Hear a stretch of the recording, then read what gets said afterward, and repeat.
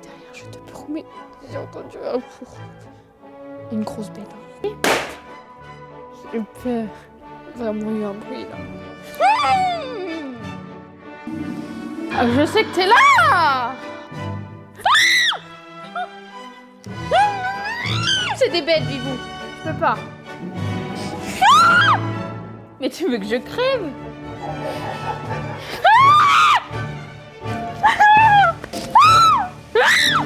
Je peux pas être toute seule. J'ai peur, Bibou.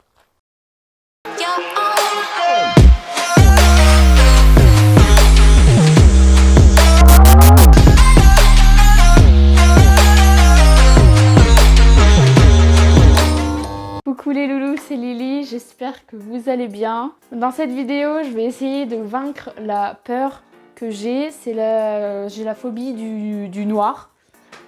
Du noir. Je ne suis pas raciste évidemment. J'ai peur du noir, je n'aime pas ne pas voir ce qui se trouve autour de moi. Enfin, je me sens très souvent serrée, comme si on m'enfermait dans le noir. Et c'est juste horrible la sensation de ne pas pouvoir allumer une lumière pour voir en fait. Tout simplement. Je ne suis pas un chat, je ne vois pas dans la nuit.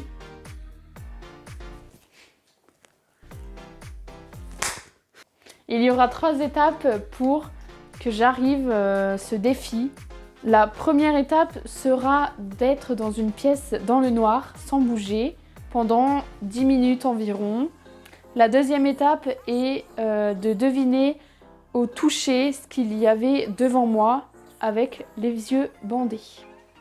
La troisième étape est d'être dans la forêt la nuit et de lire 2 histoires qui font peur.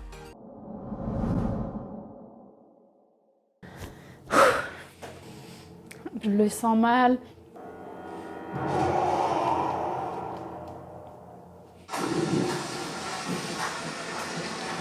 Je sens ta présence. Hein.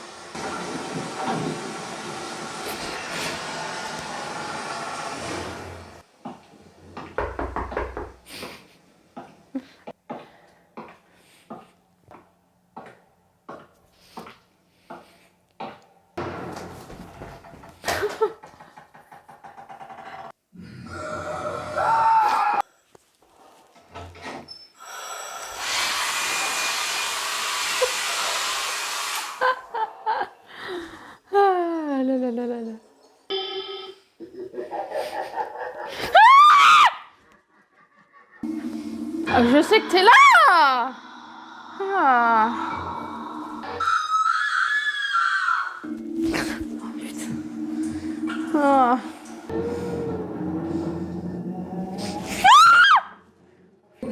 Ah, je sais ce qu'il va faire. Oh, je vais le tuer. Il va éclater un ballon.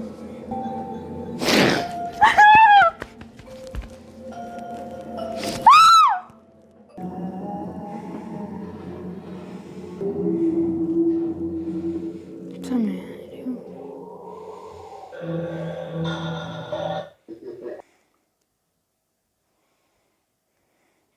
C'est fini?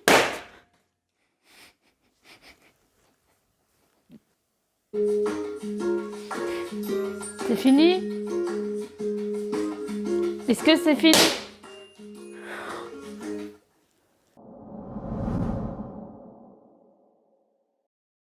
La première étape qui était les bruits et le toucher, qu'on me touche, etc. Ça allait, même si quand j'avais quelque chose dans les cheveux, à un moment, ça m'a un peu fait peur. Et les ballons également.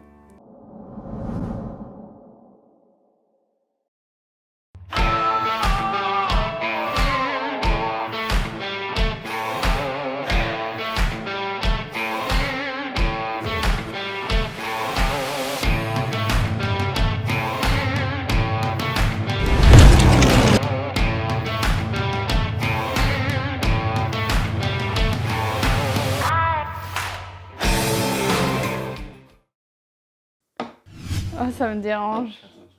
Je peux sentir? Non. De toute façon, j'ai le nez bouché. C'est là? J'ai trop peur. Bouge pas trop assez, parce que... Arrête!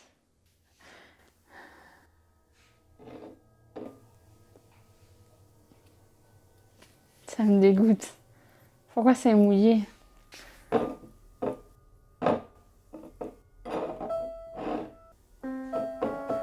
vas-y, c'est où? Ah, mais attends, c'est rien.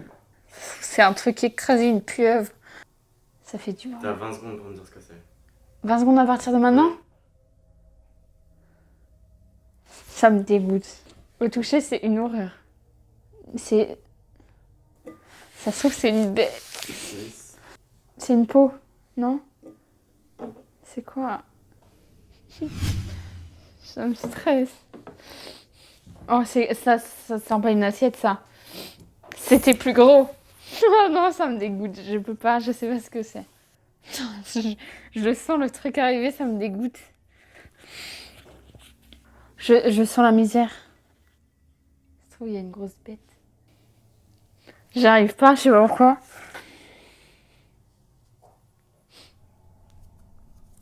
C'est de l'eau déjà, Bibou.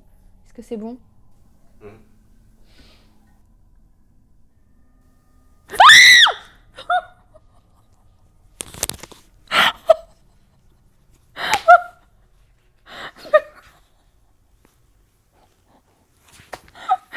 C'est quoi? C'est quoi, Bibou, s'il te plaît? J'ai touché à un truc, c'est horrible. C'est pas possible! Ça me dégoûte. Je peux pas. Ça m'irrisse les poils. Bibou! Oh, c'est une peau, je sais pas de quoi, mais... Ça se trouve, c'est un truc... un vieux jouet en plastique que t'as acheté.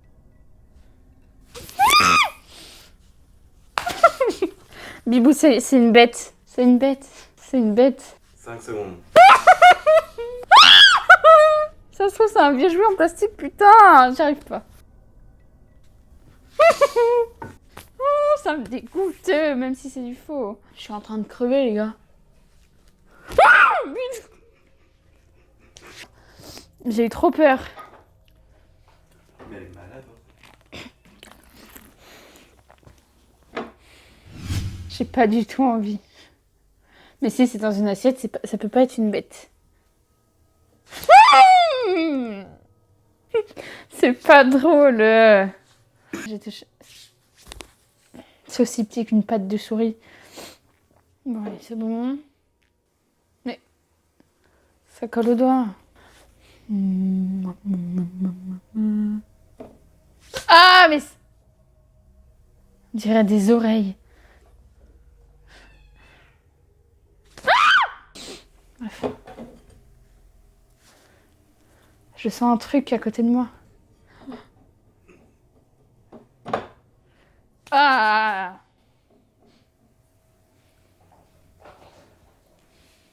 Attention, c'est à gauche là. À droite plutôt. À droite, à droite.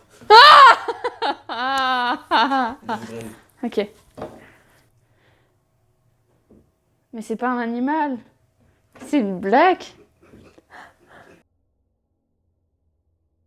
C'est... Ah, ça se mange en plus depuis tout à l'heure. Je mets ça... Ça s'appelle de la brioche. C'est pas toucher, pas secouer. Mais c'est un cactus. Ouais, bien joué. Mais ça va pas. Mais tu veux que je crève?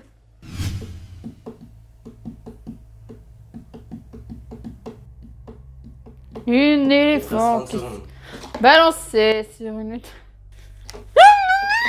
C'est des bêtes, Bibou. Je peux pas. C'est ça? J'ai envie d'en choper un. Non, vraiment, je te le conseille pas. Hein?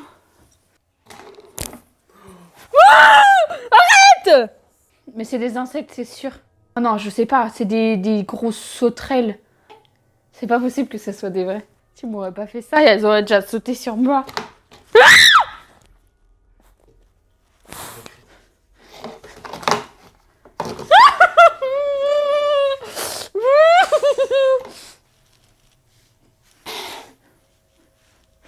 C'est quoi?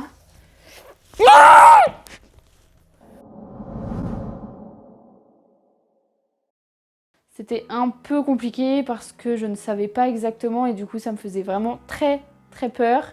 J'avais l'impression de toucher des sauterelles. un vrai serpent qui était dans l'eau. Enfin, et la brioche, je croyais que c'était une souris morte, très clairement.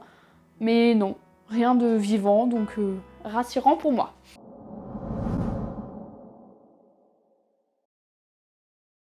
J'ai peur qu'il y ait quelque chose, car... Le 3, let's go. J'ai peur. Il y a vraiment eu un bruit là. Ah, par-dessus les petites larmes. Je vais lire l'histoire numéro 1. En début de soirée, un groupe de copains d'adolescents décide d'organiser un cache-cache en forêt. Dans la première partie, Alex fait partie des joueurs cachés. Il a 5 minutes pour trouver la meilleure cachette. Les joueurs peuvent se cacher où ils veulent, dans les arbres, les buissons, etc. Oh, il y a une bête Bibou derrière, je te promets. J'ai entendu un pour. Une grosse bête, hein. Non, Bibou, il y a vraiment une bête. T'as pas entendu le... Comme un chien qui... J'ai peur, Bibou. Je peux pas être toute seule.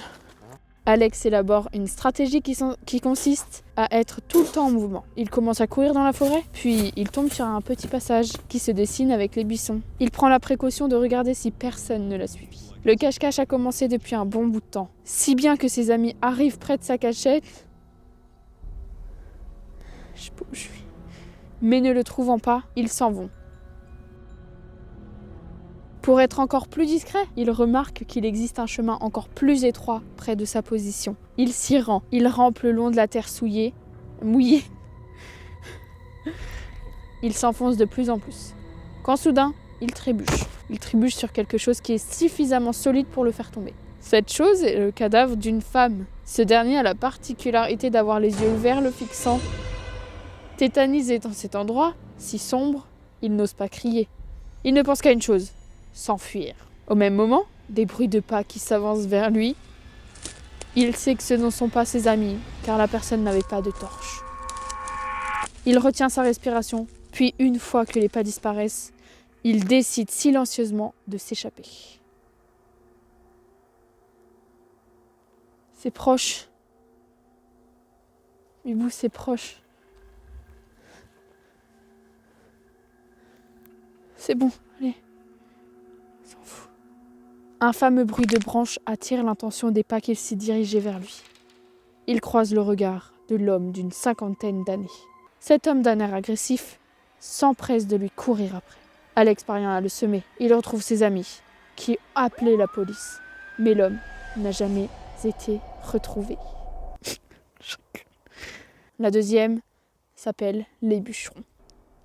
Daniel raconte l'histoire de son père qui est bûcheron. Ce soir-là, son père et John ont une liste d'arbres à découper dans une immense forêt. Pour ne pas hurler dans toute la forêt, ils sont équipés de talkie-walkie. John et son père font le choix d'amener leur matériel pour dormir en forêt, car la mission est assez longue. Elle va durer 10 jours. Au bout de quelques jours, dans les talkie-walkie, une discussion a lieu.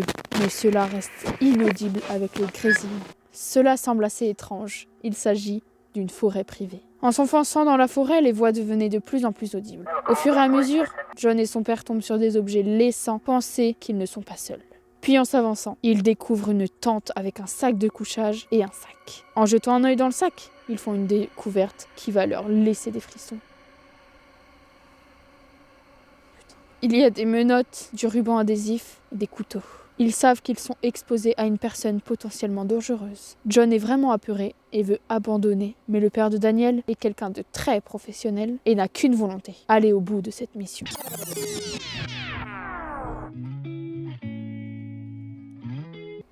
J'ai vraiment peur.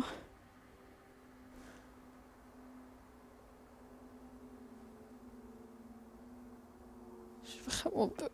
John prend sur lui et ils font le choix de ne plus communiquer par talkie-walkie, sauf en cas d'extrême urgence. J'ai trop peur. Quelques heures après, le talkie-walkie s'allume. La voix d'un homme s'exprime et dit « J'ai trouvé du bois, on va pouvoir faire un feu. » Le père de Daniel tente de communiquer avec lui en lui demandant « Qui êtes-vous » Mais aucune réponse. En pleine nuit, John réveille en sursaut le père de Daniel en lui chuchotant « Prends quelque chose qui peut servir d'arme. » Il y a quelqu'un qui rôde autour du campement. La personne tente d'ouvrir la porte de la tente. Pour créer un effet de surprise, même s'ils sont terriblement apeurés, John et le père de Daniel bondissent hors de la tente. Le père de Daniel sort en premier, mais à ce moment même,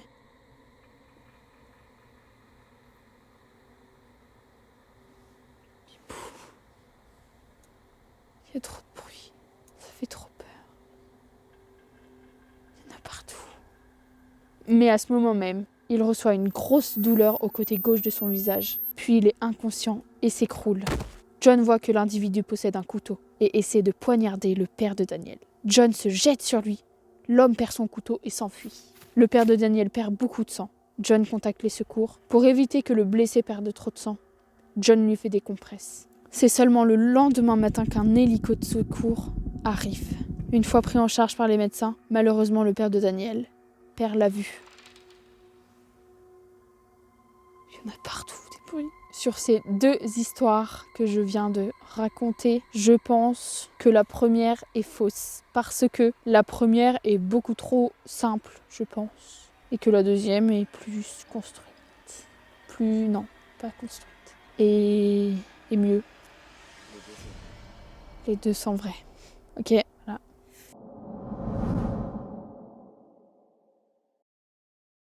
Je déteste quand il y a des bruits et que je ne sais pas où c'est. Du coup, c'était un peu compliqué parce qu'il y a eu pas mal de bruits qui se rapprochaient et à un moment, il y a eu comme un chien qui se secoue. Au début, je croyais que c'était un rhinocéros. Je pense bien évidemment plus que c'est un petit porc, un sanglier, voilà. Mais ça fait quand même très flipper. Quand je lisais les histoires dans la forêt, j'avais pas du tout la tête dans l'histoire. Je lisais mot par mot ce qu'il y avait écrit sans être vraiment dedans parce que j'avais vraiment très peur. Ça se verra sûrement, mais je pleurais un petit peu parce que je suis un peu une mauviette. Si ce concept de vidéo vous a plu, il est très important de mettre un pouce bleu parce que même si pour vous c'est rien, bah moi ça me donne beaucoup de force et ça m'encourage à continuer. Et bah du coup, si vous mettez des pouces bleus, je saurai que ce genre de vidéo vous plaît et je pourrai continuer à vous faire kiffer les boys. Dites-moi en commentaire si vous aussi vous avez peur du noir parce que je me sens un petit peu seule dans cette galère.